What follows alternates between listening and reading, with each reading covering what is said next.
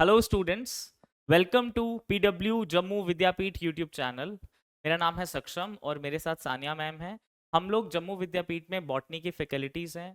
अभी recently last के कुछ दिनों में नीट एग्ज़ाम को लेकर के कुछ न्यूज़ काफ़ी ज़्यादा जो है वो पॉपुलर हो रही थी। उस न्यूज़ को लेकर के सुप्रीम कोर्ट की डायरेक्शंस के अनुसार कुछ 1563 कैंडिडेट्स का नीट का जो एग्ज़ाम है वो दोबारा से कंडक्ट करवाया गया है एनटीए के द्वारा। और ये जो एग्ज़ाम है ये हुआ है 23 जून 2024 को। इसी पर्टिकुलर एग्ज़ाम का जो क्वेश्चन पेपर था, इसी क्वेश्चन पेपर को हम आपके लिए यहाँ पर डिस्कस करने वाले हैं। इस क्वेश्चन पेपर में बॉटनी, ज़ूलॉजी, फिजिक्स, केमिस्ट्री हर एक जो आपका सब्जेक्ट है इसके लिए एक अलग सेपरेट वीडियो आएगा, जहाँ पर आप हर एक सेक्शन को जो है वो अच्छे से उसके सारे के सारे क्वेश्चंस का वीडियो सॉल्यूशंस जो है वो देख सकते हैं। आप सब लोगों की प्रिपरेशंस जो है वो भी बहुत अच्छे से चल रही होगी। तो इस पर्टिकुलर सेशन में मैं और सानिया मैम हम लोग यहाँ पर बॉटनी का जो आपका क्वेश्चन पेपर है उसको डिस्कस करने वाले हैं। तो सब हम लोग यहाँ पर स्टार्ट करते हैं क्वेश्चन नंबर फर्स्ट के साथ। सब लोग यहाँ पर ध्यान देंगे, अगर मैं बॉटनी के क्वेश्चन पेपर की स्पेसिफिकली बात करता हूँ, जिस तरीके से नीट का जो एग्जाम हुआ था, मेन वाला एग्जाम मई मंथ में, उस एग्जाम में जिस तरीके का पैटर्न रहा था क्वेश्चंस का, उसी तरीके का पैटर्न हमें इस वाले क्वेश्चन पेपर में भी देखने को मिला है। उसी तरीके से क्वेश्चंस भी पूछे गए हैं, बहुत सारे मैच द कॉलम वाले क्वेश्चंस हैं और लगभग ऑलमोस्ट सारे चैप्टर्स को जो है इन्होंने टच किया है। अगर हम लोग फर्स्ट क्वेश्चन की यहाँ पर बात करते हैं, तो फर्स्ट क्वेश्चन जो है वो हमको क्या कहता है, बहुत ध्यान से फर्स्ट क्वेश्चन को रीड करेंगे। फर्स्ट क्वेश्चन में क्या लिखा है, the reasons with high level of species richness, high degree of endemism and loss of 70% of the species and habitat are identified as। Ecology को जब क्लास 12th में हम लोग पढ़ाते हैं तो वहां पर इस डेफिनेशन को बहुत ही अच्छे तरीके से एक्सप्लेन करते हैं कि जब हम बात करते हैं बायोडाइवर्सिटी हॉटस्पॉट्स की, so these are the characteristic features of the biodiversity hotspots. तो क्वेश्चन नंबर फर्स्ट जो है इसका आंसर क्या होगा, ऑप्शन नंबर 1। बहुत ही इजी क्वेश्चन था, किया जा सकता था बहुत आराम से। इसके बाद नेक्स्ट क्वेश्चन पे मूव करते हैं। नेक्स्ट क्वेश्चन जो है वो क्या कह रहा है, ध्यान से पढ़ेंगे बच्चे। Which of the following simple tissues are commonly found in the fruit walls of nut and pulp of the pear. तो ये जो एग्जांपल्स हैं इनको हम डिस्कस करते हैं जब हम लोग बात करते हैं स्क्लेरिड्स की। स्क्लेरिड्स वाले जो हमारे पास टिश्यूज हैं जिसके अंदर हम लोग सेल्स के बारे में जो है वो डिस्कस करते हैं, स्क्लेरेनकाइमा सेल्स या फाइबर्स की हम लोग बात करते हैं। ये पर्टिकुलर सेल्स जो है ये हमें किस में देखने को मिलते हैं, एनसीईआरटी में लिखी है ये particular statement, fruit walls of the nuts and pulp of the pear. तो यहां पर हमारा सेकंड क्वेश्चन का आंसर होगा option number 1। Moving to the next question, question number 3, बहुत ध्यान से देखेंगे हम लोग। In a chromosome there is a specific DNA sequence responsible for initiation of the replication। बहुत अच्छे से आपको जब रेप्लिकेशन का टॉपिक पढ़ाया जाता है मॉलिक्यूलर बेसिस ऑफ इनहेरिटेंस में, वहां पर हम लोग डिस्कस करते हैं जैसे ही रेप्लिकेशन का प्रोसेस स्टार्ट होगा, एक साइट होती है ORI। ये जो साइट है इसका मतलब है ओरिजिन। तो जहां से स्टार्ट होता है रेप्लिकेशन उसको क्या बोलते हैं, ओरी साइट बोलते हैं या ORI साइट उसको बोला जाता है। सो क्वेश्चन नंबर 103 का आंसर क्या होगा, option number 4। Fine, moving to the next question. Question number 4 की हम लोग बात करते हैं। फोर्थ क्वेश्चन क्या कह रहा है, बहुत अच्छा क्वेश्चन है, जेनेटिक्स के चैप्टर का क्वेश्चन है और बहुत ही ज्यादा इंटरेस्टिंग क्वेश्चन है। क्वेश्चन की फर्स्ट स्टेटमेंट को रीड करेंगे। फर्स्ट स्टेटमेंट क्या बोलती है, when many alleles of a single gene govern a character it is called as polygenic inheritance। बच्चे हमें ये वर्ड ही खुद एक्सप्लेन कर रहा है। पॉलीजेनिक का मतलब हो गया बहुत सारे जीन्स, जब बहुत सारे जीन्स किसी पर्टिकुलर कैरेक्टर को कंट्रोल करेंगे। जैसे हम लोग बात करते हैं किसकी, जब हम ह्यूमन के अंदर स्किन कलर की बात करते हैं वहां पर बहुत सारे जीन कंट्रोल करते हैं। बट इस पर्टिकुलर स्टेटमेंट में what they have written, many alleles of a single gene. आगे ये बात कर रहा है पॉलीजेनिक इनहेरिटेंस की, तो बट पॉलीजेनिक इनहेरिटेंस में तो number of genes more than 1 होते हैं, तो इसलिए यहां पर सिंगल जीन जो है वो नहीं आएगा। Many alleles of a single gene, ये कॉन्सेप्ट हम डिस्कस करते हैं जब हम ब्लड ग्रुप की बात करते हैं, मल्टीपल एलील्स की बात करते हैं। तो फर्स्ट स्टेटमेंट यहां पर फॉल्स हो गया। Second statement, in polygenic inheritance the effect of each allele is additive. तो बिल्कुल सही बात है। अगर मैं यहां पर एक ऐसा जीनोटाइप लिखता हूं, capital A capital A, capital B capital B, capital C, तो इस चीज पर डिपेंड करता है कि कितने नंबर ऑफ एलील्स जो है वो डोमिनेंट है, इस पे डिपेंड करेगा कि फिनोटाइप जो है वो कैसा आएगा। तो यहां पर हमारे पास second statement is true, first is false. तो हमारे पास आंसर कौन सा हो जाएगा, ऑप्शन नंबर 2, जहां पे फर्स्ट स्टेटमेंट फॉल्स है, सेकंड स्टेटमेंट जो है वो ट्रू है। Fine, moving to the next question. Question number 5 की बात करते हैं। बहुत अच्छा क्वेश्चन, प्लांट फिजियोलॉजी में फोटोसिंथेसिस चैप्टर बहुत इंपॉर्टेंट है, वहीं से ये क्वेश्चन है। और फोटोसिंथेसिस में भी ये क्वेश्चन पूछा गया है, light reaction of the photosynthesis में। फोटोसिंथेसिस की अगर लाइट रिएक्शन की अगर हम लोग बात करें, जो कहां पर होती है, जब हम थाइलाकॉइड की मेम्ब्रेन की बात करते हैं, वहां पर हमें देखने को मिलती है। थाइलाकॉइड के ल्यूमिन से वो स्टार्ट होती है, जहां पर क्या होता है, स्प्लिटिंग ऑफ वाटर, वहां से जो इलेक्ट्रॉन्स निकलते हैं, वही इलेक्ट्रॉन आगे जाकर के जेड स्कीम में जो है वो फॉलो करते हैं, जहां पर हम लोग cyclic photophosphorylation and non cyclic photophosphorylation पढ़ते हैं। इस प्रोसेस में ये जो लाइट रिएक्शन का प्रोसेस है, यहां पर वाटर की रिक्वायरमेंट होती है, क्योंकि स्प्लिटिंग करना है वाटर का इलेक्ट्रॉन्स के लिए, लाइट की प्रेजेंस में होती है, और साथ ही साथ में क्लोरोफिल जो है वो भी इसके लिए रिस्पॉन्सिबल होता है, क्योंकि क्लोरोफिल के थ्रू ही आगे इलेक्ट्रॉन्स जो है वो पास ऑन होते हैं। CO2 हमें यहां नहीं चाहिए होता, O2 भी यहां पर नहीं रिक्वायर्ड होता है, क्योंकि हम लोग बात कर रहे हैं स्पेसिफिकली लाइट रिएक्शन की।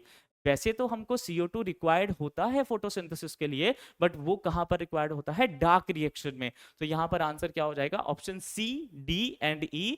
तो हमारा राइट आंसर होगा option number 2। Moving to the next question, question number 6 question को ध्यान से देखेंगे। यहां पर ऑप्शंस अभी यहां पर प्रिंटेड नहीं है, बट ऑप्शंस के बिना भी इस क्वेश्चन को हम बहुत आराम से कर सकते हैं।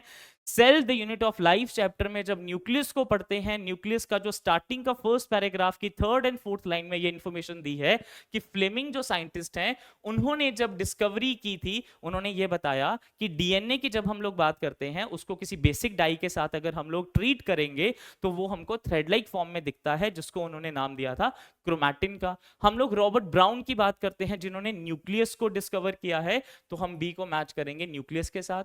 जॉर्ज पैलेट की बात करते हैं, तो इन्होंने राइबोसोम को डिस्कवर किया। और गोल्जी की बात करते हैं, तो इन्होंने गोल्जी बॉडीज को डिस्कवर किया है। जो गोल्जी बॉडीज है, that those Golgi bodies are disc shape sac और cisternae that are present near the nucleus. Moving to the next question, question number 7। बहुत ध्यान से हम लोग देखेंगे, अगेन जेनेटिक्स का क्वेश्चन है, सीधा सीधा एग्जाम्पल हमको यहाँ पे रिलेट करनी है। कौन कौन सी एग्जाम्पल है, ध्यान से देखने की कोशिश करेंगे। सबसे पहले यहाँ पर हमें दिया है इनकम्प्लीट डोमिनेंस, जिसका एग्जाम्पल हम पढ़ते हैं किसमें, मिराबिलिस जलापा, जिसको 4 o'clock प्लांट बोलते हैं। इसका हम लोग एग्जाम्पल पढ़ते हैं flower colour in the antirrhinum, जहां पर हम red, white and pink colour जो है वो डिस्कस करते हैं। को डोमिनेंट की अगर हम लोग बात करेंगे, तो ये हम लोग किसमें देखने को मिलती है, ब्लड ग्रुप के केस में, क्योंकि वहां पर हमें AB ब्लड ग्रुप जब किसी ऑर्गेनिज्म में दिखता है, तो वहां पर जितना A रिस्पॉन्सिबल है एलील, उतना ही B भी रिस्पॉन्सिबल है, तो इसलिए कोडोमिनेंस ब्लड ग्रुप में दिखती है। प्लियोट्रॉपी का मतलब जहां पर एक जीन जो है वो बहुत सारे फंक्शंस कंट्रोल कर रहा होगा, सो वो हमें देखने को मिलता है फिनाइल कीटोन्यूरिया का एग्जांपल जब हम डिस्कस करते हैं। और पॉलीजेनिक इनहेरिटेंस मतलब स्किन कलर, अगर हम ह्यूमन की बात करें, और अगर आपने पहले भी ऑब्जर्व किया हो, पॉलीजेनिक इनहेरिटेंस से एक क्वेश्चन पहले भी आया था, जहां पर उन्होंने एक वर्ड यूज किया था एडिटिव, तो वो एडिटिव वर्ड जो है वो इसी से रिलेटेड है, क्योंकि यहां पर जितने नंबर ऑफ डोमिनेंट अलील्स होंगे, उतना ही फिनोटाइप जो है वो हमें देखने को मिलेगा, उसी के अकॉर्डिंगली देखने को मिलेगा। अब यहां पर अगर हम लोग देखें, फर्स्ट जो है वो किसके साथ मैच कर रहा है, 4th के साथ। सेकंड जो है वो मैच कर रहा है फर्स्ट के साथ। थर्ड C ऑप्शन मैच कर रहा है 4th के साथ। अगर हम लोग यहाँ पर बात करें, A option incomplete dominance is second, A का जो है वो सेकंड होना चाहिए, ये और ये जो है वो आंसर नहीं होगा। देन को डोमिनेंस जो है वो फर्स्ट ऑप्शन को मैच कर रहा है, इसका मतलब हमारा आंसर जो है वो क्या होगा, ऑप्शन नंबर सेकंड, क्योंकि प्लियोट्रॉपी मैच कर रहा है किसको, phenyl ketonuria. And option number D जो है वो किसको मैच कर रहा है, ऑप्शन नंबर 3 को। फाइन, समझ में आ गया सभी को ये। नेक्स्ट मूव करते हैं, which part of the ovule store reserve food material. Ovule की जब हम लोग बात करते हैं, ओव्यूल के केस में जो बल्क पार्ट होता है, अगर मैं इस तरीके से यहां पर बनाना चाहूं, इस तरीके से अगर हम लोग ओव्यूल के स्ट्रक्चर को समझना चाहें, तो ओव्यूल के केस में यहां पर जो बल्क वाला पोर्शन होता है, यहां पर जो जितना भी टिश्यू प्रेजेंट होता है, उस टिश्यू को क्या बोलते हैं, न्यूसिलस टिश्यू। वही न्यूसिलस टिश्यू जो है, वहां उसके सेल्स कैसे होते हैं, डिप्लॉयड होते हैं, वही काम करते हैं किसका, रिजर्व फूड मटेरियल का। और यही न्यूसिलस के सेल्स हैं, जब फीमेल गैमेट की फॉर्मेशन होती है, इसी में से कोई ना कोई सेल जो है वो मेगास्पोर मदर सेल की फॉर्म में कन्वर्ट हो जाता है, आगे जाकर करके मेयोसिस करता है, तो चार जो है वो हैप्लॉइड सेल्स बनते हैं, 4 में से एक जो है वो फंक्शनल रहता है, 3 डीजनरेट कर जाते हैं। उसी तरीके से आगे का जो प्रोसेस है वो चलता है, जिससे एम्ब्रियोसाइट का फॉर्मेशन भी होता है। बट हमारा क्वेश्चन सिर्फ इतना सा था कि रिजर्व फूड मटेरियल को अगर स्टोर करना है तो कौन करेगा? Nucleus. Moving to the next question, question number 9, gymnosperms में कौन सी चीज नहीं होती? 1000 बार बच्चों को बताया जाता है प्लांट किंगडम में जब ये टॉपिक डिस्कस होता है। वेसल्स जो हैं ये जिम्नोस्पर्म्स के अंदर प्रेजेंट नहीं होती हैं, ये एंजियोस्पर्म्स का एक कैरेक्टर है। बट हमारे पास एक एग्जांपल है जिसको हम लोग बोलते हैं नीटम। नीटम हमारे पास एक ऐसा जिम्नोस्पर्म है, नीटम जो है ये एक एक्सेप्शन है हमारे पास। इसके अंदर हमको, अगर हम लोग बात करें वेसल्स, तो वेसल्स हमको इसके अंदर देखने को मिलती हैं। Moving to the next question, question number 110 यहां पर पूछा है in situ conservation. In situ conservation का मतलब होता है नेचुरल हैबिटेट के अंदर किसी भी चीज को जो है वो कंजर्व करके रखना। इसमें से ऐसा कौन सा है जो इन सीटू नहीं है? तो अगर हम इस चीज की बात करें, वाइल्ड लाइफ में तो इन नेचुरल हैबिटेट होता है, बायोस्फीयर रिजर्व में भी होता है, नेशनल पार्क में भी होता है। But in case of botanical garden पूरी तरीके से नेचुरल इन्वायरमेंट उनको नहीं मिलता प्लांट्स को, वहां पर चीजें जो है वो आर्टिफिशियल तरीके से कंट्रोल की जाती हैं। So right answer would be option number 2। Moving to the next question, इस क्वेश्चन की 2 स्टेटमेंट्स हैं। फर्स्ट स्टेटमेंट को पहले हम लोग रीड करेंगे, क्या बोल रहा है? The Indian government has set up a GEAC organisation which will make decisions regarding the validity of the genetically modified research। तो बिल्कुल सही बात है, एनसीईआरटी की स्टेटमेंट है, this statement is true. Second statement की अगर बात करेंगे, what they have written, biopiracy is the term used to refer the use of bioresources. बिल्कुल सही बात है, by the native people, no not by the native people but by the multinational companies. तो ये पर्टिकुलर स्टेटमेंट तो सही थी, but इसमें जो लास्ट में इन्होंने वर्ड मेंशन कर दिया, इसकी वजह से ये स्टेटमेंट जो है वो गलत हो गई। तो राइट आंसर यहाँ पर क्या होगा? स्टेटमेंट 1 तो ट्रू है, बट स्टेटमेंट 2 जो है वो इसकी यहाँ पर फॉल्स हो जाएगी। तो right answer would be option number 1। Fine, इसके बाद आगे बढ़ते हैं, नेक्स्ट क्वेश्चन डिस्कस करते हैं, क्वेश्चन नंबर 112। पोलन ग्रेन्स की अगर बात की जाए, they remain preserved as fossils. Pollen grains जो हैं उनको मिलियन ऑफ ईयर्स तक जो है वो प्रिजर्व करके रखा जा सकता है, because of the presence of this layer जिसको बोलते हैं एक्साइन। एक्साइन की जो लेयर है ये किससे बनती है? ये लेयर बनती है स्पोरोपोलेनिन से। ये जो ऐसा केमिकल है जिस केमिकल को जो है डिस्ट्रॉय नहीं किया जा सकता, इसी केमिकल के प्रेजेंट होने की वजह से ये जो एक्साइन की लेयर है इस पोलन ग्रेन को मिलियन ऑफ ईयर्स तक जो है सही सलामत रख सकती है, उसको कुछ भी नहीं होगा और बहुत सालों के बाद भी उसको जो है वो दोबारा से फंक्शनल कंडीशन में लाया जा सकता है। आगे बढ़ते हैं, क्वेश्चन नंबर 113 ध्यान से देखने की कोशिश करेंगे। अगेन प्लांट किंगडम में से क्वेश्चन है, और प्लांट किंगडम में जब हम डिस्कस करते हैं एग्जांपल्स, तो मैं बार बार बोलता हूं कि एग्जांपल्स को लर्न करना बहुत ज्यादा जरूरी है, क्योंकि एग्जांपल से बहुत सारे क्वेश्चंस बनते हैं। यहां पर हमें बताना था इनकरेक्ट पेयर। अगर हम लोग पहला ही पेयर देखेंगे, स्फेनोप्सिडा की अगर हम लोग बात करते हैं, तो स्फेनोप्सिडा का जो एग्जाम्पल है वो है इक्विसिटम, और यहां पर इन्होंने एग्जाम्पल में लिख दिया है adiantum. Adiantum is not the example of sphenopsida, adiantum जो है वो टेरोप्सिडा का एग्जाम्पल है। तो फर्स्ट वाला ही जो हमारे पास पेयर है that is incorrect pair. Pteropsida की बात करेंगे, यस इसमें ड्रायोपटेरिस आता है, बिल्कुल सही। साइलोप्सिडा का एग्जांपल है Psilotum, this is true. Lycopsida में सिलाजिनिला आता है, दिस इज आल्सो ट्रू। बस फर्स्ट वाला स्टेटमेंट जो है यही इनकरेक्ट है, तो हमारा आंसर क्या होगा? Option number 1। Moving to the next question, question number 114, again plant kingdom से क्वेश्चन, अगेन एग्जांपल से क्वेश्चन। तो आप लोग समझ सकते हो कि एग्जांपल्स जो हैं वो कितनी ज्यादा इंपॉर्टेंट है। इस क्वेश्चन में ध्यान से ऑब्जर्व करेंगे, जिम्नोस्पर्म्स की कुछ एग्जांपल्स दी हुई हैं, हमें करेक्ट मैच यहां पर करना है। जिम्नोस्पर्म्स का एक एग्जांपल है cedrus, this is true. Pinus, this is true. Sequoia, this is true, जिसको हम लोग टॉलेस्ट ट्री भी बोलते हैं। यहां पर अगर हम लोग ध्यान से समझने की कोशिश करेंगे, एंजियोस्पर्म्स के केस में वोल्फिया लिखा है, जिसको स्मॉलेस्ट एंजियोस्पर्म हम लोग बोलते हैं। यूकेलिप्टस भी ठीक है, बट सिक्योया जो है ये जिम्नोस्पर्म का एग्जांपल है, एंजियो में नहीं आएगा। ब्रायोफाइट की बात करते हैं, इसके अंदर अगर हम पॉलीट्राइकम की बात करेंगे, पॉलीसाइफोनिया और स्फैग्नम, पॉलीसाइफोनिया जो है ये ब्रायोफाइट्स के अंदर अगर हम लोग बात करेंगे तो उसमें नहीं आएगा, तो ये भी हमारा सही आंसर नहीं होगा। टेरिडोफाइट की अगर हम लोग बात करेंगे तो गिंको जो है again it is a gymnosperm, तो ये भी हमारा आंसर जो है वो नहीं होगा। तो इसका मतलब राइट आंसर जो है वो यहाँ पर क्या होगा, ऑप्शन नंबर 1, क्योंकि बाकी के तीनों ऑप्शंस में कुछ ना कुछ गड़बड़ जो है वो हमें देखने को मिल रही है। Moving to the next question, बहुत इंपॉर्टेंट क्वेश्चन है, अगेन क्लास 12th में मूव करेंगे, जेनेटिक्स मॉलिक्यूलर बायोलॉजी, बहुत सारे क्वेश्चंस आते हैं वहां से। In prokaryote RNA polymerase is capable of catalyzing the process of elongation during transcription। बिल्कुल सही बात है, प्रोकैरियोट में RNA polymerase करता है ये steps. RNA polymerase associated transiently with the Rho factor to initiate the transcription। This information is totally wrong। तो क्या होगा इसका सही आंसर, यहां पर रो वर्ड जो है, रो फैक्टर यूज होता है टर्मिनेशन के लिए, तो इनिशिएशन के लिए क्या चीज यूज होगा, सिग्मा फैक्टर की हम लोग बात करते हैं। सिग्मा फैक्टर यूज होगा किसके लिए, इनिशिएशन के लिए। तो यहां पर फर्स्ट स्टेटमेंट तो ट्रू है but second statement is false. तो आंसर क्या होगा, पहली वाली first statement is true, second statement is false, answer is option number 1। Moving to the next question, question number 116, nucleotide. Nucleotide और न्यूक्लियोसाइड में क्या डिफरेंस है। जब हम न्यूक्लियोटाइड की बात करते हैं तो उसके अंदर नाइट्रोजनस बेस बी प्रेजेंट है, उसके अंदर फॉस्फेट बी प्रेजेंट है और शुगर भी प्रेजेंट है। अगर हम यहां पर समझने की कोशिश करेंगे, सबसे पहले ग्वानिन जो है वो इसका आंसर बिल्कुल भी नहीं हो सकता, क्योंकि ग्वानिन जो है वो एक नाइट्रोजनस बेस है सिर्फ और सिर्फ।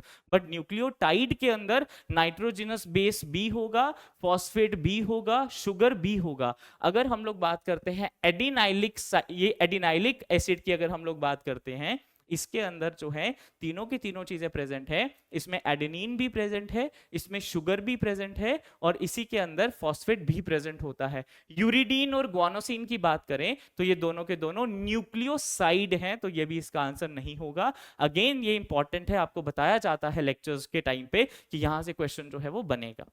Moving to the next question 117, morphology से जो भी क्वेश्चन आएगा मोस्ट प्रोबेबली वो एग्जांपल बेस्ड ही आएगा। वेक्सिलरी एस्टिवेशन एक बहुत इंपॉर्टेंट एस्टिवेशन है जिसमें हम लोग किसकी बात करते हैं, स्टैंडर्ड होता है, विंग्स होते हैं, कील बनता है, तो ये एस्टिवेशन को बोलते हैं वेक्सिलरी एस्टिवेशन। ये किसका फीचर है, फैबेसी फैमिली का फीचर है, और फैबेसी फैमिली का मेंबर यहां पर कौन है, पी जो है ये किसका मेंबर है, फैबेसी फैमिली का। अगर हम लोग यहां पर बात करें, ब्रिंजल जो है वो सोलिनेसी फैमिली का मेंबर है। सोलिनेसी के अंदर हमें एपीपेटलस कंडीशन देखने को मिलती है। एपीफाइलस कंडीशन किसमें देखने को मिलेगी, ये हमको देखने को मिलती है लिलिएसी, लिलिएसी फैमिली के केस में। एपीपेटलस और एपीफाइलस में डिफरेंस क्या है, अगर हम एपीफाइलस की बात करेंगे, यहां पर जो एंथर्स हैं वो किसके साथ कनेक्ट होंगे, टेपल्स के साथ, जिसको पेरियांथ बोलेंगे। पेरियांथ का मतलब जब हम लोग सेपल पेटल को अच्छे तरीके से डिस्टिंग्विश नहीं कर पाते हैं, जब वो फ्यूज होते हैं। और एपीपेटलस कब बोलेंगे, जब एंथर्स जो हैं वो पेटल्स के साथ फ्यूज होंगे। और लास्ट ऑप्शन एक ही बचा है, पेरीगाइनस, और पेरीगाइनस होगा ऑप्शन नंबर 2। तो मैच करना है हमको, फर्स्ट का हम लोग मैच करेंगे ऑप्शन नंबर 3, तो ये वाला आंसर जो है वो नहीं होगा। एपीपेटलस को मैच करेंगे ऑप्शन नंबर 1, बी का फर्स्ट होना चाहिए, तो ये भी आंसर नहीं होगा, ये भी आंसर नहीं होगा। सी जो है इसका ऑप्शन नंबर 4 एंड डी जो है इसका ऑप्शन नंबर 2, तो right answer would be option number 1। Moving to the next question, question number 118, बहुत ध्यान से हमको इस क्वेश्चन को समझना है। इस क्वेश्चन में अगर हम लोग इसको ध्यान से देखेंगे तो हमें यहाँ पर क्या चीज मैच करनी है, कुछ हमें यहाँ पर एग्जांपल्स दिए हैं और उसको हमको जो है वो प्रेजेंटेशन के साथ मैच करना है।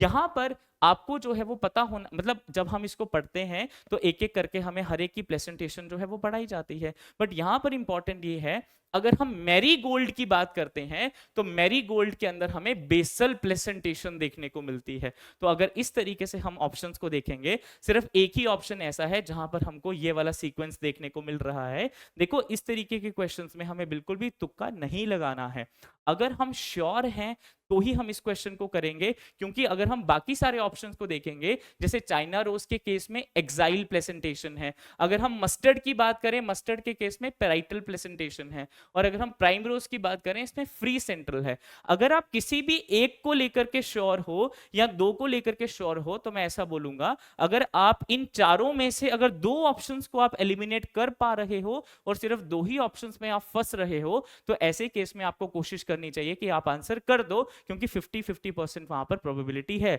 बट अगर ऐसा सिचुएशन है कि आप कर ही नहीं पा रहे हो, आपको एक भी जो है वो नहीं करेक्ट मैच हो रहा, तो ऐसे केस में इस टाइप के क्वेश्चंस को लीव भी कर सकते हो। बट इस क्वेश्चन में सही आंसर क्या होगा? Option number 3। देन 119, आपको ये चीज बहुत अच्छे से पढ़ाई जाती है लेक्चर्स के टाइम पे कि जब हम लोग बात करते हैं सीव ट्यूब सेल्स की, फ्लोएम टिश्यू का ये पार्ट है, सीव ट्यूब वाले जो सेल्स हैं इनके अंदर न्यूक्लियस जो है वो एब्सेंट होगा। अब अगर इनके अंदर न्यूक्लियस एब्सेंट होगा, इस तरीके से हमारे पास सीव ट्यूब के सेल्स जो है वो प्रेजेंट होते हैं। अब इनके अंदर अगर न्यूक्लियस जो है वो एब्सेंट होगा, तो इनके न्यूक्लियस का काम जो है वो कौन करेगा? इन्हीं के साथ में इस तरीके से कुछ सेल्स प्रेजेंट होते हैं जिनको कंपेनियन सेल्स बोलते हैं। इन कंपेनियन सेल्स के अंदर न्यूक्लियस जो है वो प्रेजेंट होता है। यही कंपेनियन सेल्स ये सीव ट्यूब सेल्स के जो फंक्शंस हैं इनको कंट्रोल करते हैं। अगर हम उसके प्रेशर ग्रेडियंट की बात करेंगे तो इस फंक्शन को भी सीव ट्यूब सेल्स में जो प्रेशर ग्रेडियंट बनता है, इस वाले फंक्शन को भी कौन कंट्रोल करेगा? ये जो इसके साथ में कंपेनियन सेल्स हैं यही इसको कंट्रोल करेंगे। तो right answer would be option number 4। Moving to the next question, question number 120, mesosomes बहुत इंपॉर्टेंट, प्रोक्रियोटिक सेल मोनेरा में भी आता है। मोनेरा से एक क्वेश्चन हर साल आता है। मोनेरा की बात करेंगे, मीजोजोम, मीजोजोम क्या है? इस तरीके से हमारे पास एक बैक्टीरियल सेल है, ये सपोज उसकी सेल वॉल है। सेल वॉल के अंदर जो स्ट्रक्चर प्रेजेंट होगा वो सेल मेम्ब्रेन है, और सेल मेम्ब्रेन में इस तरीके की कुछ इन्वेजिनेशंस जो हैं वो अंदर की तरफ बनती हैं, जिनको हम लोग बोलते हैं मीजोजोम। और mesosomes are the special structures formed by the extensions of the plasma membrane. Moving to the next question 121, hormone से रिलेटेड क्वेश्चन है, बहुत इंपॉर्टेंट है। Plant growth and regulators, plant physiology unit से क्वेश्चन है। अगर हम लोग बात करेंगे, हमारे पास कुछ हार्मोन्स हैं और साथ ही साथ में कुछ उनके हमारे पास फंक्शंस दिए हैं। अगर हम जिबरलिक एसिड की बात करें तो जिबरलिक एसिड में हमें क्या देखने को मिलता है? बोल्टिंग प्रोसेस, और इसके कुछ एग्जांपल्स जो है ये एनसीईआरटी ने दिए हैं। इथाइलिन की बात करेंगे तो ये हार्मोन मेनली फ्लावर्स को जो है वो फ्लावरिंग करने का काम करता है, फीमेल फ्लावर जो है उनको प्रमोट करने का काम करता है। तो ऑप्शन नंबर, अगर हम सिर्फ इतने से ही इसको मैच करने की कोशिश करेंगे, जिबरलिक एसिड जो है वो option number 4, option number C जो है वो 4 के साथ मैच होगा, मतलब ये भी इसका आंसर नहीं होगा, ये भी आंसर नहीं होगा। ऑप्शन नंबर सेकंड जो है वो फर्स्ट के साथ मैच होगा, बी जो है उसका फर्स्ट होना चाहिए, तो ये भी इसका आंसर नहीं होगा। राइट आंसर इसका ये होगा। अगर हम लोग एब्सिसिक एसिड की बात करें तो एब्सिसिक एसिड जो है ये हेल्प करता है डेसिकेशन से प्रिवेंट करने में। साइटोकाइनिन की अगर हम लोग बात करें तो ये न्यूट्रिएंट की मोबिलाइजेशन में हेल्प करेगा। तो अगर हम लोग इसका राइट आंसर देखना चाहेंगे तो that would be option number 3। Moving to the next question, question number 122, बहुत ही इंपॉर्टेंट क्वेश्चन और बहुत ही इजी क्वेश्चन। सबसे आसान यहां पर ऑप्शन पहले मैच करेंगे। जेनेटिकली मॉडिफाइड कॉटन की बात करते हैं तो क्या दिमाग में आता है? बीटी टॉक्सिन, इसको मैच करेंगे बैसिलस थ्यूरिनजेनेसिस के साथ। एलाइजा टेस्ट की बात करेंगे तो इसमें एंटीजन एंटीबॉडी का जो है वो कनेक्शन, उनका इंटरेक्शन जो है ये हम लोग पढ़ते हैं। अगर हम बात करेंगे जेनेटिकली इंजीनियर्ड ह्यूमन इंसुलिन, तो इसको इकोलाई की हेल्प से किया गया है, और एडीए की जो डेफिशिएंसी है इसको हम लोग जीन थेरेपी के साथ जो है वो रिलेट करेंगे। तो यहां पर सही आंसर क्या होगा? फर्स्ट जो है उसका होगा ऑप्शन नंबर 2, तो मतलब ये भी आंसर नहीं होगा, ये भी आंसर नहीं होगा। जेनेटिकली मॉडिफाइड में ऑप्शन नंबर 4, बी का जो है वो 4 होगा, ये भी आंसर नहीं होगा। सी जो है इसका फर्स्ट है, एंड डी जो है इसका थर्ड होगा। तो right answer would be option number 4। Moving to the next one, 123 question, again respiration chapter, plant physiology unit है, वहां से इलेक्ट्रॉन ट्रांसपोर्ट चेन में से क्वेश्चन पूछा है। ये इलेक्ट्रॉन ट्रांसपोर्ट चेन कहां होती है? जब माइटोकॉन्ड्रिया की इनर मेम्ब्रेन जो है, जो क्रिस्टे की फॉर्मेशन करती है, वहीं पर हमें ये प्रोसेस देखने को मिलता है। अगर हम कॉम्प्लेक्स 1 की बात करें, वहां पर NADH और FADH2 जो हैं, अगर हम लोग बात करें तो यहाँ पर इसको, ये किसके साथ मैच होगा? NADH डिहाइड्रोजिनेज, क्योंकि NADH और FADH2 का ऑक्सीडेशन होता है, तो पहला स्टेप जो है उसको हम लोग मैच करेंगे NADH डिहाइड्रोजिनेज के साथ। सेकेंड कॉम्प्लेक्स जो है इसका दूसरा नाम है सक्सिनिक डिहाइड्रोजिनेज। तो अगर हम फर्स्ट को पहले मैच करेंगे, ए का जो है वो फर्स्ट होगा, तो मतलब ये भी आंसर नहीं हो सकता, ये भी आंसर नहीं हो सकता। सेकेंड ऑप्शन की बात करेंगे तो कॉम्प्लेक्स 2 जो है वो सक्सिनिक डिहाइड्रोजिनेज है, सेकेंड का फोर्थ होगा, ये ऑप्शन भी नहीं हो सकता। अगर हम कॉम्प्लेक्स नंबर 3 की बात करेंगे तो इसका नाम होता है साइटोक्रोम BC1, और कॉम्प्लेक्स 4 का नाम होता है साइटोक्रोम C ऑक्सीडेज। ये सारी की सारी चीजें हम लोग इलेक्ट्रॉन ट्रांसपोर्ट चेन में पढ़ते हैं, जिसके बाद फाइनली ATP एनर्जी जो है वो प्रोड्यूस होती है। So right answer would be option number 2। Moving to the next one, 124 question. Cryopreservation, liquid nitrogen, -196 degree celsius, ये टर्म्स आपके माइंड में ध्यान में आ रही होंगी। तो ये टेक्निक को किस लिए यूज करते हैं? Preservation of the gametes in viable and fertile condition for a long period of time. अगर हमको ये चीज करनी है तो क्रायोप्रिजर्वेशन टेक्निक यूज करेंगे, मतलब लिक्विड नाइट्रोजन में इन गैमेट्स को जो है वो स्टोर करके रखा जाएगा। नेक्स्ट क्वेश्चन 125 क्वेश्चन, बहुत ध्यान से इस क्वेश्चन को देखेंगे। यहां पर क्या बोल रहा है, बिल्कुल घबराना नहीं है, बहुत सारी स्टेटमेंट्स हैं, बट ध्यान से क्वेश्चन को रीड करना है। हमें सेल्यूलर रेस्पिरेशंस के बारे में करेक्ट बात बतानी है। First statement, cellular respiration is breaking off C bonds of a complex organic molecule by oxidation. ध्यान से समझो इस चीज को। जब हम रेस्पिरेशन की बात करते हैं तो उसमें होता क्या है, जो ग्लूकोज फोटोसिंथेसिस ने बनाया था उसी ग्लूकोज को तो ब्रेक कर करके हमें फाइनली एनर्जी बनानी है इस प्रोसेस के अंदर। तो फर्स्ट वाला स्टेप तो ठीक है, सीसी बॉन्ड्स को तो ब्रेक करना है। एंटायर सेल्यूलर रेस्पिरेशन, ध्यान देना, एंटायर वर्ड जो है ये एक एक्सट्रीम वर्ड है। Entire cellular respiration takes place in mitochondria. बिल्कुल गलत, क्योंकि अगर हम लोग रेस्पिरेशन में फर्स्ट स्टेप की बात करेंगे ग्लाइकोलाइसिस, वो स्टेप कहां पर हमें देखने को मिलता है? ग्लाइकोलाइसिस स्टेप जो है वो कहां पर होगा? साइटोप्लाज्म वाले एरिया में। तो हम ऐसा नहीं बोल सकते, बी ऑप्शन जो है वो रॉन्ग होगा। हमें जो है वो करेक्ट बताना है। तो इसका मतलब बी जो है वो किसी भी आंसर में नहीं होना चाहिए। ये भी आंसर नहीं होगा, ये भी नहीं होगा, और ये भी नहीं होगा। तो कितना इजी क्वेश्चन है। बेशक इसमें 5 स्टेटमेंट्स हैं, बट फिर भी कितना जल्दी हमने इसको जो है वो सॉल्व कर लिया। बाकी की स्टेटमेंट, फर्मेंटेशन एनारोबिक कंडीशन में होता है, जर्मिनेटिंग सीड्स में, सही बात है। Fate of pyruvate formed during glycolysis depend upon type of organism. This is also true. Water is formed during respiration as a result of O2 accepting electrons and getting reduced. This is also true. सिर्फ एक statement जो बहुत ही extreme थी उसी ने हमारा answer जो है वो यहाँ पे निकाल दिया। So right answer would be option number 1. इसी के साथ लगभग अभी तक हमने हाफ क्वेश्चंस जो हैं वो डिस्कस कर लिए हैं। स्टार्टिंग के 25 क्वेश्चन डिस्कस कर लिए हैं। आगे के जो 25 क्वेश्चंस हैं वो सानिया मैम अब आपके साथ यहाँ पर डिस्कस करेंगी। सो मैं सानिया मैम को बोलूंगा वो आगे वाले क्वेश्चंस जो हैं वो आपके साथ डिस्कस करेंगे। बच्चों, तो अब अगर मैं बात करूं, सक्षम सर ने आपसे डिस्कस किए थे 125 क्वेश्चन। अब मैं आपसे डिस्कस करने वाली हूं 126 question number. Hope I am audible to everyone. तो अगर मैं बात करूं 126 क्वेश्चन की, तो it is a statement wise question, जिसमें ये बोल रहा है in eukaryotes there are 3 RNA polymerase in the nucleus in addition to the RNA polymerase found in the organelle. It is true statement. क्यों? क्योंकि हमारे जो यूकैरियोटिक का न्यूक्लियस होता है उसमें 3 तरह के RNA polymerase हमें मिलते हैं, that is RNA polymerase 1, RNA polymerase 2 and RNA polymerase 3. तो ये स्टेटमेंट क्या हो जाएगा? True. Coming to the second statement, all these 3 RNA polymerase in eukaryotic nucleus have different role.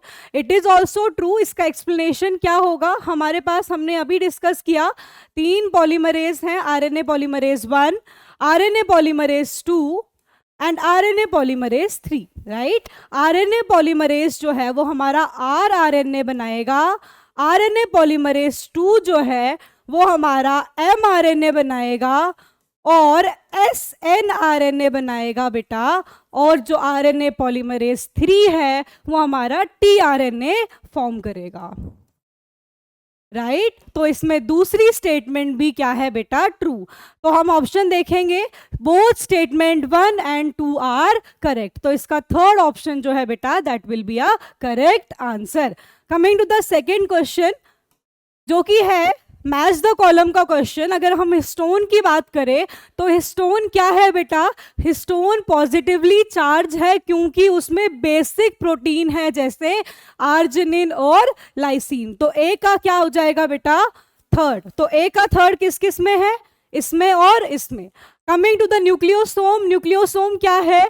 Histone octamer. अगर हम हिस्टोन ऑक्टोमर की बात करें बेटा, उसमें हमारे H2A histone, H2B histone, H3 और H4 हिस्टोन 8 में प्रेजेंट होते हैं, 4 आगे 4 पीछे। तो वो क्या फॉर्म करता है? Histone octamer. उसके अराउंड 200 बेस पेयर का डीएनए जो होता है वो व्रैप होता है। तो इसमें हम क्या बोलेंगे? DNA wrapped around the histone octamer. तो बी का फोर्थ किस में है बेटा? फोर्थ ऑप्शन में। तो इसका करेक्ट ऑप्शन क्या हो जाएगा? फोर्थ। ठीक है। अब उसके बाद 128, it is also a statement wise question. Failure of segregation, क्या बोल रहा है? Failure of segregation. सेग्रीगेशन क्या होता है? जब एनाफेज में सिस्टर क्रोमैटिड्स जो हैं वो सेपरेट होंगे या फिर हमारा होमोलॉगस क्रोमोसोम्स जो हैं वो सेपरेट होंगे, दैट इज सेग्रीगेशन। उस प्रोसेस को हम क्या बोलते हैं बेटा? Segregation of chromatid during the cell cycle in the gain or loss of whole set of chromosome in an organism is known as aneuploidy। नहीं बेटा, इसको हम क्या बोलते हैं? जब whole set of chromosome बढ़ जाता है। if organism contain 46 chromosome, अगर उसमें 46 plus 46 chromosome हो गए तो मतलब उसके सारे क्रोमोसोम जो हैं वो क्या हो गए हैं? वो डबल हो गए हैं, तो उसको हम पॉलीप्लॉइडी कंडीशन बोलते हैं। तो ये स्टेटमेंट क्या हो जाएगी? फॉल्स। अब अगली स्टेटमेंट पढ़ते हैं बेटा। अगली स्टेटमेंट क्या है? Failure of cytokinesis after the anaphase. नहीं बेटा, साइटोकाइनेसिस जो है वो कब होता है? टीलोफेज के बाद, है ना। तो ये स्टेटमेंट यहीं से क्या हो गई बेटा? ये स्टेटमेंट यहीं से क्या हो गई? फॉल्स हो गई। Is it clear? तो इसमें क्या आएगा? Both statement 1 and statement 2 are false. अब क्या बोल रहा है? Recombination between the homologous chromosome is completed by the end of. अगर यहां पे मैं बोलूं रिकॉम्बिनेशन, तो रिकॉम्बिनेशन का क्या मतलब है बेटा? क्रॉसिंग ओवर, है ना। क्या मतलब है? Crossing over. तो क्रॉसिंग ओवर वाला जो इवेंट है वो सबसे पहले मियोसिस 1 में होगा। मियोसिस 1 के भी प्रोफेज में होगा। प्रोफेज 1 जो है उसके भी कहां पे होगा? पैकाइटीन में होगा। इज इट क्लियर बेटा? अगेन मैच द कॉलम, ये आपका सेल चैप्टर से है ना। तो मेटासेंट्रिक क्रोमोसोम क्या होता है? मेटासेंट्रिक क्रोमोसोम होता है जब सेंट्रोमियर जो है ना, जब सेंट्रोमियर जो है वो कहाँ पे प्रेजेंट है? सेंटर में प्रेजेंट है। तो जिसकी वजह से देखो बेटा, जिसकी वजह से क्या होंगे? क्रोमोसोम के क्या हो जाएंगे? दो इक्वल हाफ्स हो जाएंगे। तो हम देखते हैं middle centromere forming 2 equal half of the chromosome. ठीक है। उसके बाद अगर हम एक ऑप्शन देखें, ए का सेकंड कितने हैं? 2। अब बात करते हैं सब मेटासेंट्रिक क्रोमोसोम की। तो सब मेटासेंट्रिक क्रोमोसोम क्या होता है? जब सेंट्रोमियर जो है वो स्लाइटली सेंटर से ऊपर हो जाए। हमने ये क्या बोला? ये हमने बोल दिया सेंटर, है ना। अब हमने बोला सेंटर से थोड़ा सा ऊपर, तो उसको हम क्या बोल देंगे? उसको हम क्या बोल देंगे? सब मेटासेंट्रिक क्रोमोसोम, है ना। तो ऑप्शन देखते हैं, centromere is slightly away from the middle of the chromosome resulting in 2 unequal halves, है ना। तो यहाँ पे छोटा आर्म और बड़ा आर्म। इज इट क्लियर बेटा? तो क्या होगा? सब मेटासेंट्रिक का थर्ड। तो option number 4 will be correct, है ना। बी का क्या है? थर्ड। अब एक्रोसेंट्रिक की बात करें तो एक्रोसेंट्रिक का क्या है? Centromere is situated at the close and forming 1 extremely short and 1 extremely long. इसमें क्या है? एकदम क्या है? Extremely away from the centre, मतलब सेंटर से दूर। तो क्या ऐसे बनेगा, है ना। This will be your acrocentric chromosome, जिसमें सेंट्रोमियर जो है वो क्या होगा बेटा? Extremely away from the centre. Telocentric की बात करूं, टर्मिनल सेंट्रोमियर है, मतलब एकदम यहां पे टर्मिनल पे, तो उसको हम क्या बोल देंगे? Telocentric chromosome. तो इसीलिए सी का 4th और इसका 1। इज इट क्लियर बेटा? अब अगर मैं बात करूं, लाइगेज जो है वो एंजाइम है जो कि रिस्पॉन्सिबल होता है catalysing the linking together 2 compounds, which of the following bond is not catalysed by it. तो इसका बेटा carbon carbon bond is a correct answer. उसके बाद ये आपका बेटा प्लांट ग्रोथ वाले चैप्टर से क्वेश्चन है। एफ स्कूक जिसने क्या ऑब्जर्व किया था बेटा? जिसने ऑब्जर्व किया था आपका साइटोकाइनिन, नेचुरल साइटोकाइनिन, है ना। तो F Skoog observe the callus proliferated from the internode segment of tobacco when the auxin was supplied with one of the following except। अगर मैं बात करूं, इसमें भी आपका प्रेजेंट था काइनेटिन, इसमें भी था, फोर्थ ऑप्शन में भी और थर्ड ऑप्शन में। तो करेक्ट क्या हो जाएगा इसका answer? Answer number 3 will be a correct answer. Is it clear? अब बेटा ये अगेन उसी चैप्टर से क्वेश्चन है। पहला क्वेश्चन बोल रहा है ऑल जीए, जीए मीन्स जिब्रिलिक एसिड्स, तो जितने भी जिब्रिलिक एसिड्स होते हैं वो क्या होते हैं? एसिडिक नेचर के होते हैं। अब सेकंड स्टेटमेंट है auxin are antagonist to gibberellic acid. अगर हम जिब्रिलिक एसिड की बात करें, पहली बात तो एंटागोनिस्ट, एंटागोनिस्ट क्या है? अपोजिट, है ना। तो अगर मैं जिब्रिलिक एसिड की बात करूं बच्चे, तो जिब्रिलिक एसिड जो है वो जर्मिनेशन को प्रमोट करता है, वो जर्मिनेशन इंड्यूस करता है, ठीक है। और वहीं अगर मैं एब्सिसिक एसिड की बात करूं, वो जर्मिनेशन को रोकता है, वो सीड को डोरमेंट स्टेज में रखता है ना। तो ये ऑप्शन क्या हो जाएगा? फॉल्स। तो देखो बेटा, ये ऑप्शन भी नहीं हो सकता है, ये ऑप्शन भी नहीं हो सकता है, ये ऑप्शन भी नहीं हो सकता है। तो इसमें first will be a correct answer. Coming to the next question बेटा, ये क्वेश्चन इकोलॉजी से है। इसमें क्या पूछा है? Identify the incorrect statement. क्या पूछी है? गलत स्टेटमेंट पूछी है रिलेटेड टू इलेक्ट्रोफोरेसिस। सॉरी बेटा, ये बायोटेक्नोलॉजी का क्वेश्चन है, ठीक है। अगर मैं बात करूं, इसमें क्या पूछा गया है? जेल इलेक्ट्रोफोरेसिस के बारे में, जो कि एक टेक्निक होती है जिसमें हम क्या करते हैं, डीएनए के फ्रेगमेंट्स जो हैं वो क्या करते हैं, उनको डीएनए के फ्रेगमेंट्स को अलग करते हैं on the basis of their size, on the basis of their size. तो अगर मैं बात करूं पहले स्टेटमेंट की, तो क्या है? Separated DNA fragments can be directly seen under the UV radiation, under the UV radiation. नहीं बेटा, यूवी रेडिएशन से पहले हमें उसको स्टेन करना होता है विद द एथिडियम ब्रोमाइड। किसके साथ? एथिडियम ब्रोमाइड के साथ। तो पहला ही क्या हो जाएगा बेटा? Incorrect statement. Next, which of the following is example of monocarpellary and unilocular ovary with many ovules. इसमें बेटा दो एग्जाम्पल्स हैं, सेस्बेनिया और इंडिगो फेरा। तो ए और सी, तो इसका ऑप्शन क्या हो जाएगा? Option number 4। अब बेटा यहां पे बेटा आपका सेक्शन बी जो है वो स्टार्ट हो गया, जिसमें से आपके क्या है 15 क्वेश्चन आते हैं और उसमें से आपको 10 ही केवल और केवल अटेम्प्ट करने होते हैं। अगर मैं बात करूं बेटा पहले 35 क्वेश्चंस की, उसमें आपको कोई भी चॉइस जो है वो नहीं मिलती है। तो coming to the question number 136, जो कि क्या है? सेक्शन बी का पार्ट है।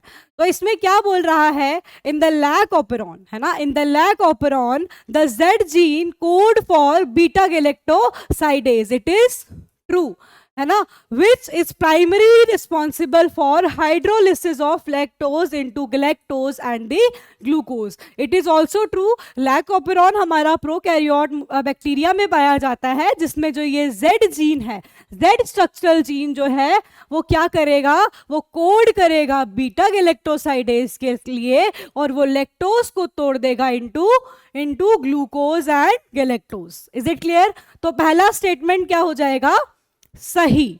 अगर मैं दूसरे स्टेटमेंट की बात करूं बेटा, इन एडिशन टू लैक्टोज, क्या बोल रहा है? लैक्टोज के अलावा ये ग्लूकोज और गैलेक्टोज जो है वो भी यूज किए जाते हैं, किसमें? लैकोपेरॉन में। तो बेटा ये स्टेटमेंट जो है वो फॉल्स है, केवल और केवल लैक्टोज जो है उसको हम यूज करते हैं। तो स्टेटमेंट 1 इज ट्रू, है ना, statement 1 is true but statement second is false. तो first will be a correct answer. Coming to the बेटा दिस पार्ट, है ना, तो ये क्या है? ये एक आपका एक फॉल्स फ्रूट है। क्या है? फॉल्स फ्रूट है। तो फॉल्स फ्रूट का क्या मतलब होता है? वो फ्रूट जो कि ओवरी से नहीं बना होता है, अदर देन दी ओवरी, वो किसी और पार्ट से बना होता है। तो it is an example of strawberry, जो कि किसका बना है? थैलेमस का। तो जो ये एक्स पार्ट है वो क्या है? वो आपका थैलेमस है। Is it clear? अब क्वेश्चन नंबर 138 पे बात करते हैं बेटा। इन डाइकोटिलिडन लीफ, है ना, डाइकोटिलिडन लीफ एनाटॉमी का क्वेश्चन है। डाइकोटिलिडन लीफ में adaxial surface, adaxial epidermis, adaxial epidermis क्या होता है? ऊपर वाला एपिडर्मिस मतलब अपर एपिडर्मिस जनरली बेयर्स मोर स्टोमेटा, नहीं बेटा इसमें स्टोमेटा नहीं होते हैं या तो कम होते हैं देन दी एबैक्सियल एपिडर्मिस। तो पहला स्टेटमेंट क्या हो जाएगा, फॉल्स है ना। तो ये अपर एपिडर्मिस है, ये लोअर एपिडर्मिस है। ये कौन सी है, ये एडेक्सियल वाली है और ये कौन सी है, एबैक्सियल वाली है ना। उसके बाद इसमें क्या होंगे, स्टोमेटा नहीं प्रेजेंट होते हैं और इसमें ज्यादा प्रेजेंट होते हैं। Coming to the second statement, in the dicotyledonous leaf the abaxial surface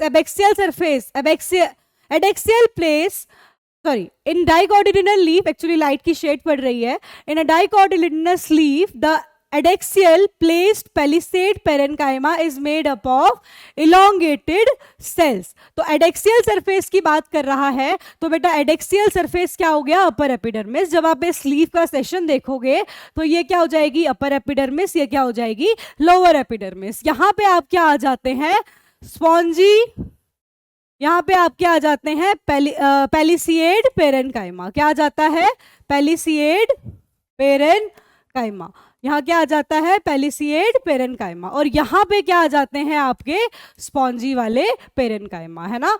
तो इसमें ये स्टेटमेंट क्या होगी, ट्रू होगी। लेकिन पहली क्या है, फॉल्स। तो statement 1 is false but statement 2 is true. तो इसका ऑप्शन क्या हो जाएगा, सेकेंड। अब बेटा इसकी अगर मैं बात करूं, क्या बोल रहा है, which of the following are not the fatty acids, कौन से क्या है, फैटी एसिड्स नहीं है। तो ये जो है फैटी एसिड्स नहीं होता है, ये जो है फैटी एसिड नहीं होता है, और ये जो है वो फैटी एसिड नहीं होता है। तो ए, डी और ई कौन सा ऑप्शन है, ऑप्शन नंबर थर्ड। बेटा 10% लॉ पे क्वेश्चन है, ये क्या बोल रहा है, consider the pyramid of energy of the ecosystem given below, है ना, जिसमें T4 is equivalent to 1000 joules. तो यहां पे क्या हो जाएगा, है ना, 10,000। फिर उसके बाद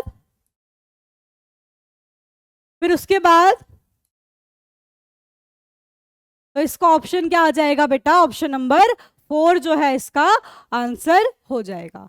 अब बोल रहा है which of the following product diffuse out of the chloroplast during the photosynthesis. अगर मैं बात करूं फोटोसिंथेसिस की, तो फोटोसिंथेसिस में कार्बन डाइऑक्साइड और वाटर मिलते हैं to form the glucose and the oxygen. Oxygen जो है वो क्या है, गैस है, वो डिफ्यूज आउट हो जाएगी। तो इसका ऑप्शन क्या होगा, ऑप्शन नंबर 3, ऑप्शन नंबर 3। उसके बाद कमिंग टू 142 बेटा इसका है, recombinant DNA molecule can be created normally by cutting the vector DNA and source DNA respectively at option number 1, hint second and hint second. उसके बाद बेटा which of the following is not a limitation of the ecological pyramid. अगर मैं बात करूं बेटा saprophytes जो है उनको इकोलॉजिकल पायरामिड में कोई जगह नहीं दी जाती है, तो it is true. It assumes a simple food chain that almost never exists in the food chain. Very good. It is also true, है ना। food chain जो है वो क्या होती है, ये simple food chain को बताता है। लेकिन अगर हम normal scenarios देखें तो क्या होता है, नॉर्मल सिनेरियोज में फूड वेब पॉसिबल होती है, और ये केवल और केवल किसको दिखा रहा है, फूड चेन को दिखा रहा है। उसके बाद इट एकोमोडेट्स द फूड वेब, नहीं बेटा ये फूड चेन को ही सिर्फ और सिर्फ एकोमोडेट करता है। तो ऑप्शन नंबर 3 जो है वो करेक्ट है। BT toxin is genetically engineered. BT cotton kill the pest by creating pore in the midgut. तो option number 1 will be a correct explanation. उसके बाद बेटा बायोलॉजिकल क्लासिफिकेशन से एक क्वेश्चन है, यूग्लिनॉइड की अगर मैं बात करूं, यूग्लिनॉइड एक ऐसा क्रिएचर है जो कि क्या होता है बेटा, फोटोसिंथेटिक भी होता है और नॉन फोटोसिंथेटिक भी होता है। जब उसको लाइट मिलती है बेटा, जब उसको लाइट मिलती है तो वो फोटोसिंथेसिस करता है, और जब उसको लाइट नहीं मिलती है तो वो हेटेरोट्रॉफिक करता है। तो इसीलिए बेटा हम क्या बोलते हैं, जो यूग्लिनॉइड है उसके कुछ फीचर्स प्लांट से मिलते हैं और कुछ फीचर्स जो है वो एनिमल से मिलते हैं, है ना। तो ए जो है उसका क्या हो जाएगा, फोर्थ, ए का क्या हो जाएगा फोर्थ। तो 3 ऑप्शन इसमें हमें करेक्ट लग रहे हैं, ठीक है, 3 ऑप्शन हमें करेक्ट लग रहे हैं। हम बात करते हैं सेकंड की, डाइनोफ्लैजिलेट्स। डाइनोफ्लैजिलेट्स जो है हमें पता है बेटा, इसके अंदर क्लोरोफिल पिगमेंट होती है, क्लोरोफिल ए एंड सी, है ना। तो ये क्या हो जाएगा फोटोसिंथेटिक। अब ए का फोर्थ और बी का थर्ड। उसके बाद अगर मैं स्लाइम मोल्ड की बात करूं बेटा, अगर मैं स्लाइम मोल्ड की बात करूं तो slime mould is your unicellular fungi, और फंजाई का मोड ऑफ न्यूट्रिशन क्या है, सेप्रोफिटिक मोड ऑफ न्यूट्रिशन। तो इसका क्या आ जाएगा, इसका क्या आ जाएगा बेटा सेकेंड। प्लाज्मोडियम जो कि आपको क्या कॉज करेगा, मलेरिया। तो ऑप्शन नंबर क्या हो जाएगा इसका, थर्ड जो है that will be a correct answer. Which of the following graph depicts the effect of substrate concentration and velocity of enzyme catalyzed by the reaction? तो first will be the correct option। ये आपकी book में diagram भी बना हुआ है इसका। अब उसके बाद क्या बोल रहा है, when the population density increase, है ना, population density जो है वो increase कब होती है ना, under the special condition when the, पहला ऑप्शन देखे, death exceeds the number of birth. अगर डेथ बेटा ज्यादा होंगी बर्थ से तो ऑब्वियसली बात है वो क्या करेगा, पॉपुलेशन डेंसिटी को डिक्रीज करेगा। And also number of immigrants क्या होता है, जब कोई भी स्पीशीज एक पर्टिकुलर एरिया को छोड़ देती है, एग्जिट कर देती है, E for immigrant, C for exit, को छोड़ देती है, दैट इज इमिग्रेंट्स। तो अगर कोई पॉपुलेशन में इमिग्रेंट ज्यादा हैं तो वो भी क्या करेगा, पॉपुलेशन डेंसिटी को डिक्रीज करेगा। Coming to the second option, birth plus immigrant is equal to the death plus immigrants, है ना। तो क्या बोल रहा है, बर्थ और इमिग्रेंट्स जो है वो किसके बराबर है, डेथ प्लस इमिग्रेंट्स। तो इस केस में पॉपुलेशन डेंसिटी जो है उस पर कोई फर्क नहीं पड़ेगा, जितने जा रहे हैं उतने आ भी रहे हैं, है ना, इस पे कुछ फर्क नहीं पड़ेगा। तो ये भी गलत स्टेटमेंट है, बर्थ प्लस इमिग्रेंट्स। तो बेटा इमिग्रेंट्स कैसे होगा, इमिग्रेंट्स तो निकाल देगा, है ना। तो ये ऑप्शन भी क्या होगा, गलत होगा। अब मैं फोर्थ ऑप्शन की बात करूं जो इसका करेक्ट आंसर है, बर्थ प्लस इमिग्रेंट